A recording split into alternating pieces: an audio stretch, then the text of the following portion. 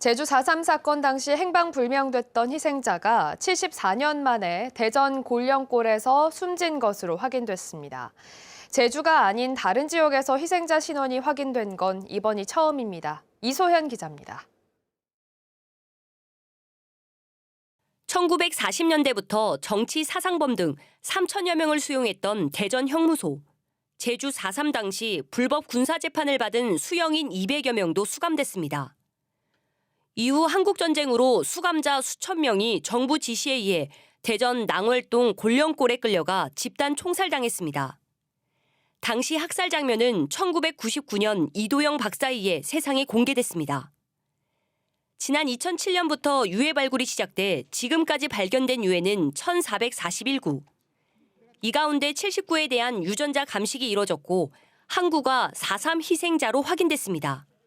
신원이 확인된 희생자는 제주시 조천읍 북촌리 출신의 김한홍 씨.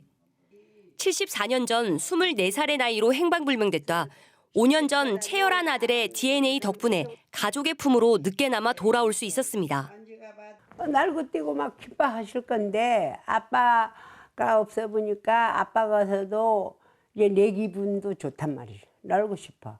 아빠나 나나 아빠는 없었지만은 이제 우리 시아버지가 이제 살아온 거랑 똑같대. 김한홍 씨처럼 다른 지역 형무소에 수감됐다 행방불명된 4.3 희생자는 380여 명.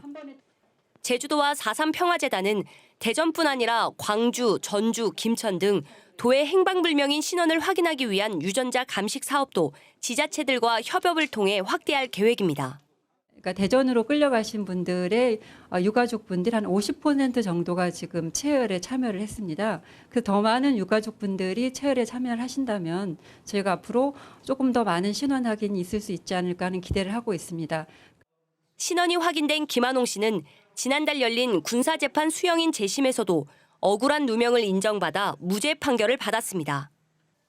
희생자의 유해는 다음 달 5일 항공기를 통해 고향 제주로 봉안될 예정입니다. MBC 뉴스 이소연입니다. 제주 들불축제 수기형 원탁회의 권고안이 오늘 발표됩니다. 들불축제 수기형 원탁회의 운영위원회는 오늘 오후 3시 제주시청 기자실에서 시민 패널들의 투표 결과와 운영위원회의 권고안 내용을 발표합니다. 다만 들불축제 존폐 여부에 대한 제주시의 최종 결정은 당초 추석 전이었다가 추석 이후로 바뀌었습니다. 100억 원의 건물 매입 비용을 놓고 논란을 빚었던 재미썸 건물을 지역 예술을 위한 아트 플랫폼으로 조성하는 계획이 추진되고 있습니다. 도민과 예술인들을 상대로 의견을 물었더니 문화예술 공연과 연습을 위한 공간으로 활용되기를 바라는 의견이 가장 많았습니다. 홍수연 기자입니다. 제주문화예술재단이 2018년 토지와 건물을 100억 원에 매입하는 계약을 맺으면서 절차 등의 문제로 논란이 됐던 재미썸 건물. 우여곡절 끝에 문화예술재단은 지난해 5월 재미썸 파크 측에 잔금을 지급하고 소유권 이전 등기를 마쳤습니다. 연면적 9,900제곱미터에 지하 3층, 지상 8층의 건물을 어떻게 활용할 것인지를 놓고 제주 예총과 민예총이 공동으로 제주 아트 플랫폼 조성 추진단을 구성해 도민 의견을 수렴한 결과 예술 공연과 연습 공간으로의 활용 요구가 가장 높았습니다. 아트 플랫폼이 조성되면 하고 싶은 활동에 대해 도민들은 버스킹 등 소규모 공연을 관람하고 싶다는 의견이 46%로 가장 많았고 예술인들 역시 37%가 공연 등 작품 발표 활동을 꼽았습니다. 예술가분들과 도민분들 모두 이 공간이 플랫폼으로서 역할을 해야 된다는데 많은 의견을 주셨습니다. 그래서 열린 공간이고 예술가들과 도민이 함께 소통할 수 있는 공간으로 되어야 되고 추진단은 그룹별 의견과 지난 6월 실시한 온라인 도민 의견 조사에 서울과 전주 등 다른 지방 사례 조사를 더해 모아진 결과를 토대로 본격적으로 건물 활용 계획을 세울 예정입니다. 추진단은 내년 중에 먼저 확보된 예산으로 이곳 3층과 4층을 리모델링해서 공연 예술과 연습 공간으로 활용한다는 계획입니다. 공론화 과정에서 모아진 의견들을 바탕으로 해서 기획 설계하고 실시 설계하고 그래서 실질적으로 이 공간을 운영하고 조성하는 방법에 대한 얘기를 하게 될 텐데 추진단은 앞으로 예산을 확보해 순차적으로 건물을 활용할 계획인 가운데 제주 아트 플랫폼이 예술가와 도민의 교류를 통해 제주의 문화 가치를 확산할 수 있는 공간으로 다시 태어날 수 있을지 관심이 쏠리고 있습니다. MBC 뉴스 홍수현입니다. 10년 만기 분양을 앞두고 있는 사마부영 3차 임대아파트의 매매가가 평균보다 1억 원가량 높게 거래돼 집값 띄우기 논란을 이 시간에 보도했었습니다. 분양 전환 시세 차익을 건설 사업자가 오롯이 챙기는 현행 제도가 가장 큰 원인으로 지적되고 있습니다. 박주연 기자가 취재했습니다. 10년 만기 분양을 앞둔 사마부영 3차 공공임대 아파트. 4년 전 조기 분양 당시 전용 면적 84제곱미터 아파트에 3억 5,200만 원이었던 분양 전환가가 지난해 7월 2차 분양 당시에는 5억 2,900여만 원으로 뛰었습니다. 10년 만기 분양 감정평가를 앞두고는 갑자기 거래 가격이 6억 2천만 원대로 치솟았습니다. 사업자가 전체 분양가를 올리려고 가격 산정의 토대가 되는 실거래 가격을 고의로 높이고 있다는 의혹이 드는 대목입니다. 하나 거래하고 2개 거래했는데 뭐 5천 올라가, 1억 올라가, 막 머리가 아프더라고요. 높은 분양 전환가가 나올 경우 입주민들은 쫓겨날 수밖에 없다고 호소합니다. 달달이 200만 원 이상의 원금과 이자를 갚을 분들은 진짜 일부라고 생각합니다. 저기에서 가격이 진짜 높게 측정돼 갖고 분양을 받지 못하면은 10년 동안 내가 왜 살았는가 할 정도의 허탈감을 느끼지 않을까요? 10년 공공임대주택이 집값 띄우기 논란의 대상이 된 것은 공공주택특별법 때문입니다.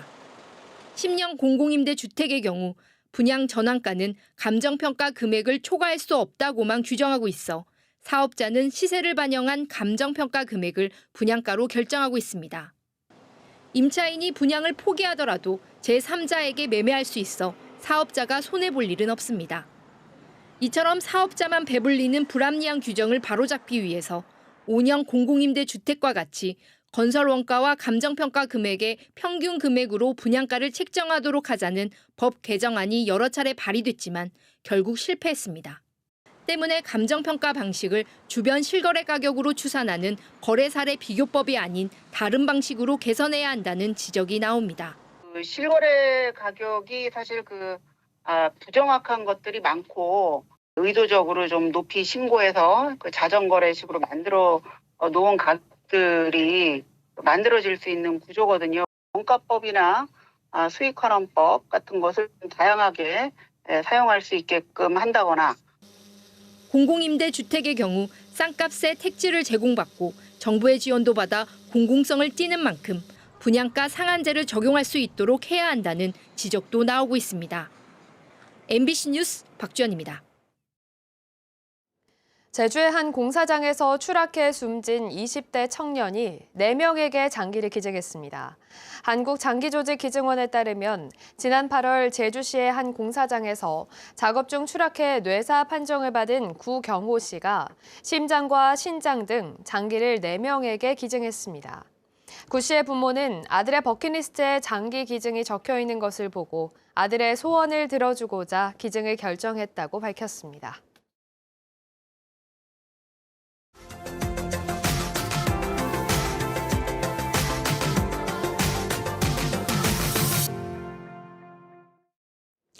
후쿠시마 오염수 방류에 대한 불안감 때문에 제주에서도 휴대용 방사능 측정기 사용이 많아지고 있습니다.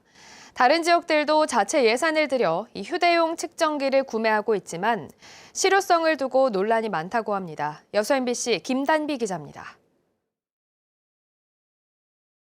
신선한 수산물로 가득 찬 여수수협 위판장입니다. 경매전인 생선에 휴대용 방사능 측정기를 갖다 대자 금방 수치가 나옵니다. 측정값은 0.1 마이크로시버트, 일상생활에서 접할 수 있는 방사선 수치입니다. 여수시는 휴대용 방사능 측정기 4대를 이용해 일주일에 3번 이상 수산물 점검에 나서고 있습니다.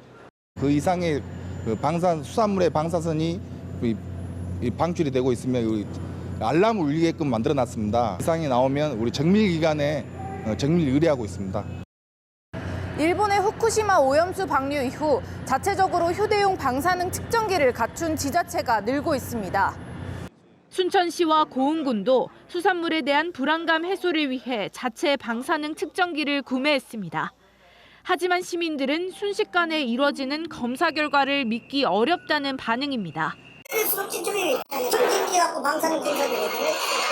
시민 환경단체도 회의적입니다. 휴대용 측정기는 방사선 종류 중 감마선만 확인할 수 있어 정확성이 낮다고 지적합니다. 식품뿐만 아니라 주변 모든 방사능까지 측정되는 것도 문제로 꼽습니다. 식품에서 방사성 물질을 측정할 수가 없습니다. 예산 낭비에 불과하고 어떻게 보면 시민분들에게 그냥 보여주기식. 전문가들은 측정기가 가지는 한계는 있지만 효과가 없는 것은 아니라는 입장입니다. 대신 맹신하는 것은 피하고 안심하기 위한 용도로 사용할 것을 권했습니다. 충분한 양의 방사능을 가진 시료들을 구분해낼 수 있다는 점에서는 어느 정도 그 역할은 할 수 있다고 생각합니다. 하지만 무조건적으로 간이 측정기의 결과를 맹신하는 태도도 옳지 않고요. 여수시는 해양수산과학원의 정밀 검사는 지자체마다 배정된 양이 있어 한계가 있다며 휴대용 측정기 10대를 추가 구매할 계획이라고 밝혔습니다. MBC 뉴스 김단비입니다.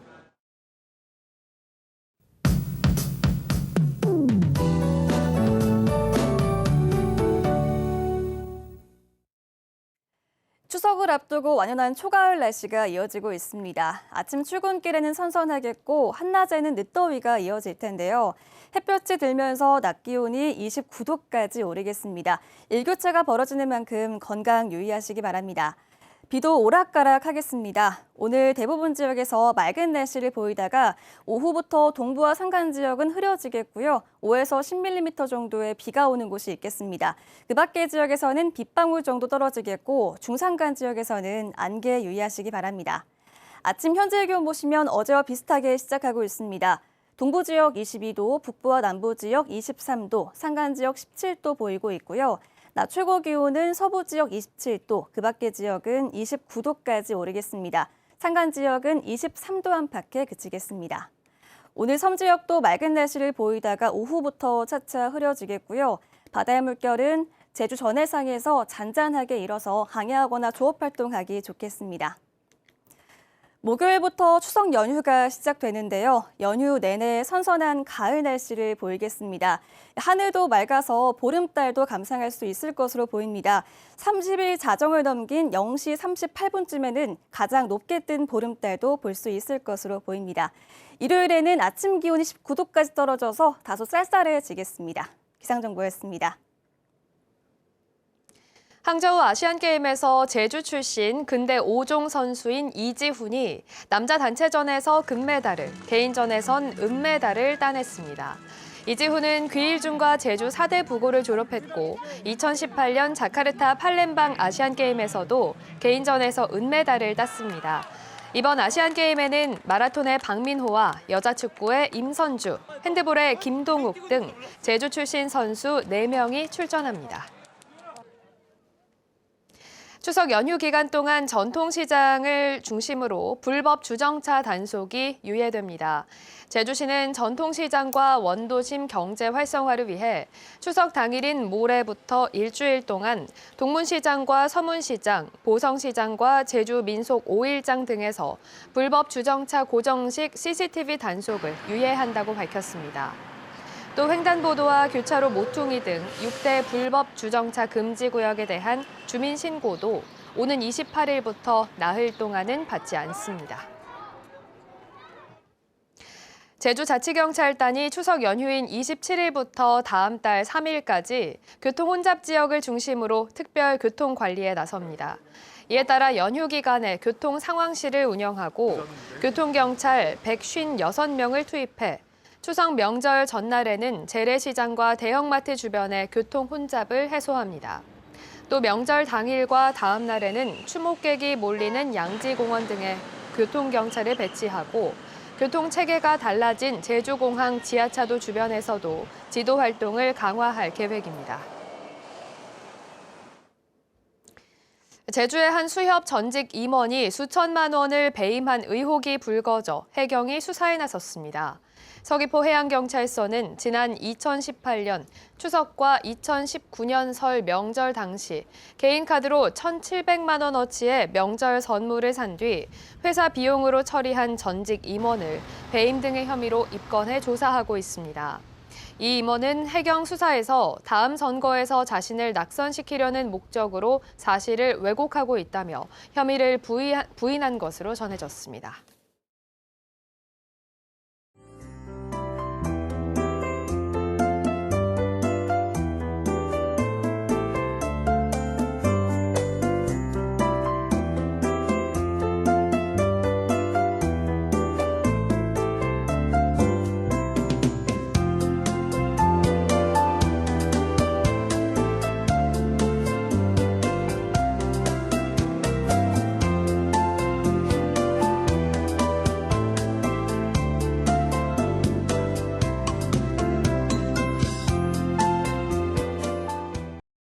뉴스투데이 제주를 마치겠습니다. 시청해주신 여러분 고맙습니다.